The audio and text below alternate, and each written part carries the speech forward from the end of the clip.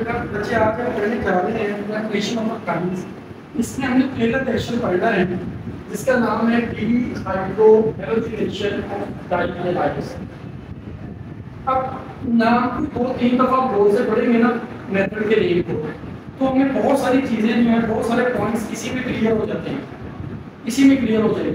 कैसे? अब जरा गौर करें तो डी का मतलब रिमूवल या मैंने बताया है हाइड्रोजन हाइड्रोजन हैलोजेंस हैलोजेंस है। इसको ऐसे एक्स से बाहर किया जाता है, कई दफा बात करेंगे, लेकिन ये होते हैं फॉलोइंग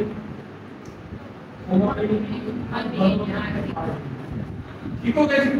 इनकी रिमूवल करनी है, यानी कि एक हैलोजन की रिमूवल करनी है, एक हाइड्रोजन की रिमूवल करनी है। किससे? किस कंपाउंड से करनी है? डाइहैलाइड से। डाई का मतलब और हैलाइड, यानी कि आपने जहां पर एक चीज नोट करनी है कि यहां पर आपने लेना है विसिनल डाइहैलाइड। विसिनल का मतलब आपको पहले भी बताया होगा, विसिनल आप ये समझ ले साथ साथ एक दूसरे के साथ रहने वाले या हमसाए या दूसरे के करीब जो आमने सामने एक दूसरे के बिल्कुल साथ साथ, जैसे दो घर होते हैं ना, वो विसिनल होते हैं। इसको हम एक और नाम भी देते हैं विसिनल। विसिनल को हम एडजेसेंट कार्बन एटम्स देते हैं, एडजेसेंट कार्बन।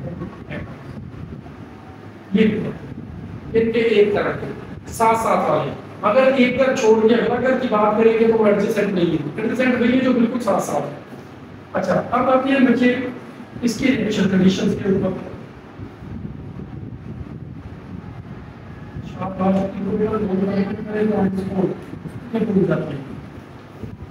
रिएक्शन कंडीशन की बात करेंगे तो यहाँ पर हमारे पास दो तरह की रिएक्शन कंडीशन इसमें आती है। एक आता है बेटा पहले, एक आता है कैटलिस्ट। कौन इसके अंदर बच्चे कैटलिस्ट यूज करते हैं? अल्कोहल। हम यूज करते हैं अल्कोहल एज ए कैटलिस्ट।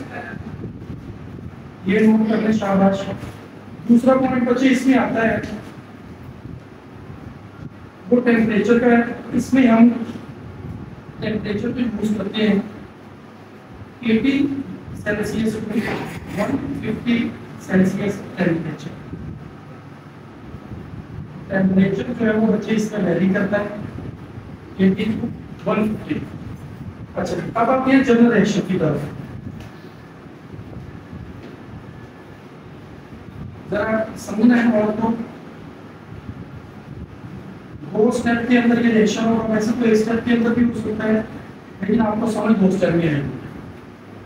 अगर हम यहाँ पर कोई भी एक बात CH जब भी कोई कार्य ग्रुप और इनके साथ कोई हेलाइड ग्रुप लगा देते हैं, आपको एक चीज का ख्याल रखना पड़ेगा कि जो हम हेलाइड यूज करते हैं वो क्लोरीन और ब्रोमीन यूज करते हैं। ऐसे है तो ये ख्याल रखना है।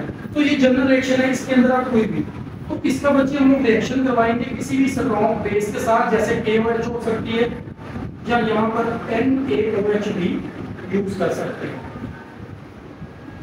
क्लियर? अच्छा जी, ये रिएक्शन होगा बेटा। तो इसमें होगा क्या, जरा बात को टिक करना है और समझना है।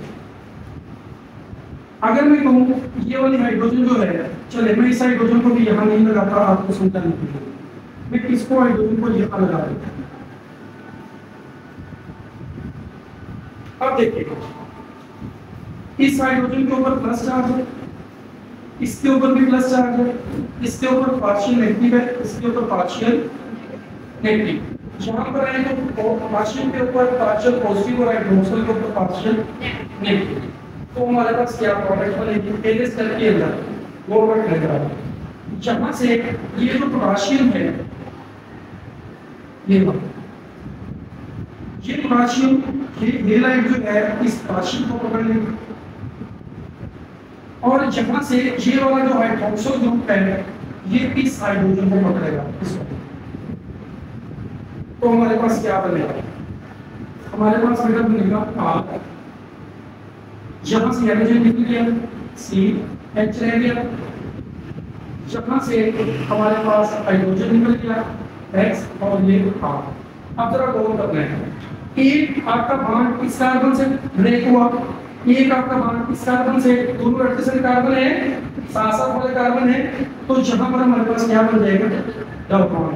और हमारे पास साइड प्रोडक्ट में बचे KX बनेगा और OH प्लस H क्या होता है, H2। ये एक स्टेप है, मैं चाह रहा हूँ आपको थोड़ा रिएक्शन समझ आए। ये एक स्टेप का क्लियर। अब आगे चलें दूसरे स्टेप पे। बच्चे ये रिएक्शन शाबाश, ये हाइड्रोजन, ये डबल बॉन्ड, ये X, ये R। इसी तरह फिर हम KOH के साथ करवाते हैं। आप यहाँ पर NOH भी ले सकते हैं। जब इसके साथ करवाएंगे तो उसी तरह फिर चार्ज है, इसके ऊपर पॉजिटिव चार्ज है, इसके ऊपर नेगेटिव है, इसके ऊपर नेगेटिव है, इसके ऊपर पॉजिटिव है। तो उसी तरह ये नेगेटिव इस पॉजिटिव को पकड़ेगा, ये नेगेटिव इस पॉजिटिव को पकड़ेगा, एक बार इस कार्बन से टूटेगा, एक बार इस कार्बन से टूटेगा, इनके दरमियान जो है एक नया बॉन्ड बन जाएगा जिसको हम ट्रिपल बॉन्ड कहेंगे।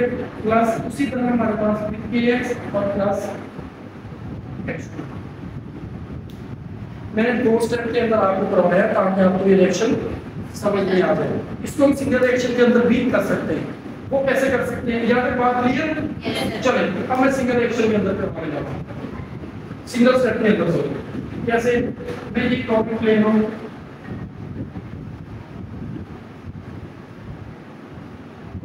प्लस 2KOH में ले लेता हूँ, हमारे पास क्या बन जाएगा, आपका C triple bond R plus 2KX plus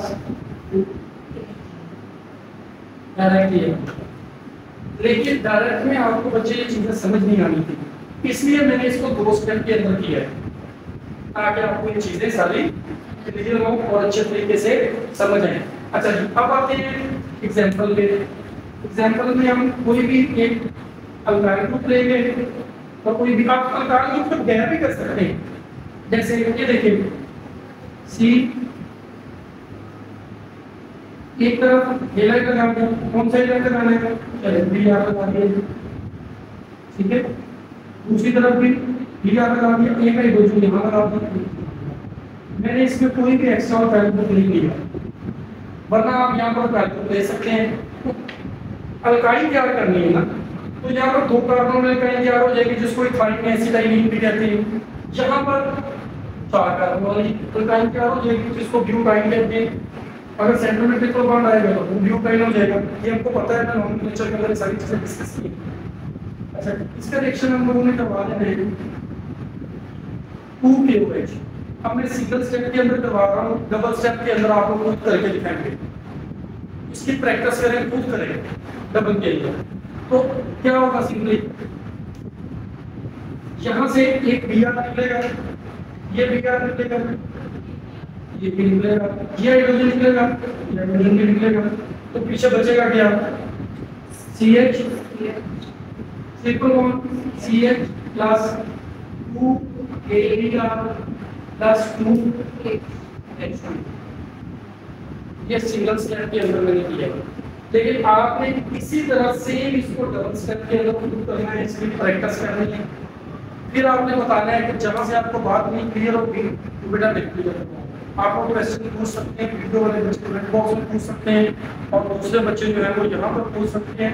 एक बात यहाँ पर हो, ये बेटा आपने इसमें डिफरेंट टाइप्स की अल्काइल्स भी प्रिपेयर करनी है।